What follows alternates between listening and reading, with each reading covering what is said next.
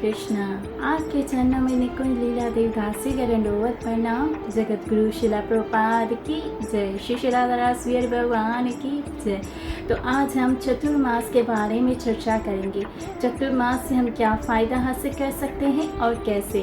तो चैतन्य चरितमृत में वर्णन आता है, एक बार महाप्रभु दक्षिण भारत में जाते हैं, जहाँ पर वो कावेरी नदी से स्नान करते हैं और रंगनाथ मंदिर में जाते हैं। बहुत ज़्यादा राधा के भाव में होते हैं, इससे बहुत ही ज़्यादा प्रेम में वो नृत्य कर रहे होते हैं और उनकी आंखों से अश्रु की वर्षा हो रही होती है। वहाँ पर श्री संप्रदाय के वैष्णव मौजूद होते हैं। वो महाप्रभु को कहते हैं, उनका नाम होता है वेंकुट भट्ट। महाप्रभु से कहते हैं, महाप्रभु आप हमारे घर चतुर्मास पधारे। तो महाप्रभु कहते हैं ठीक है, मुझे मंजूर है। वो अपनों भक्तों के संग महाप्रभु उनके घर जाते हैं। वो बड़े ही प्रेम और आदर से महाप्रभु की सेवा करते हैं। उनकी पत्नी और उनके बच्चे वो भी महाप्रभु की सेवा में लग जाते हैं। वेंकुट भट्ट अपने सारे कार्य छोड़कर महाप्रभु की सेवा में लग जाते हैं। महाप्रभु की सेवा में उनका बेटा गोपाल बड़ी ही प्रेम से महाप्रभु की सेवा करता है। और वो ही गोपाल जिसने चतुर्मास में महाप्रभु की सेवा की, वो आगे चल के गोपाल, साधारण सा गोपाल, आगे चल के गोपाल भट्ट गोस्वामी के नाम से प्रस्तुत हुआ, जो 6 गोस्वामी में से एक है। इस तरह हम वैष्णव की सेवा जो करते हैं तो हम साधारण से होकर भी बड़े वरिष्ठ बन जाते हैं।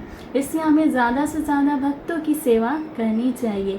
इसी तरह श्रीमद् भागवतम महापुराण में वर्णन आता है, श्रील व्यास देव और नारद जी के दरमियान नारद मुनि उनसे कहते हैं कि मैं पूर्व जन्म में एक दासी का पुत्र था। 5 साल का बच्चा था। मेरी माँ बड़े ही प्रेम से साधु की सेवा करती थी। चतुर्मास में वैसे तो कहीं भी ऋषि नहीं जाते, चतुर्मास में वो उनके घर 4 महीने रुकते हैं।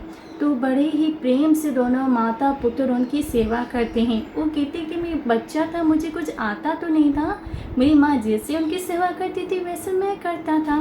तो जैसे उनकी सेवा करना, उनका जूठन खाना, उनका अभिषेक करना, उनकी और बहुत सारी सेवा करता था। तो कहते हैं कि मैंने वैष्णव की सेवा की। कल जो दासी पुत्र था, आज वो देव ऋषि नारद कहलाते हैं। इसी तरह चतुर्मास की बड़ी मानता है। तो चतुर्मास ऊपर से पुरुषोत्तम मास, तो हमें पूरा से पूरा फ़ायदा उठाना है। कैसे? वैष्णव की सेवा करके। इसी तरह हम कथा को विराम देते हैं। हरे कृष्णा।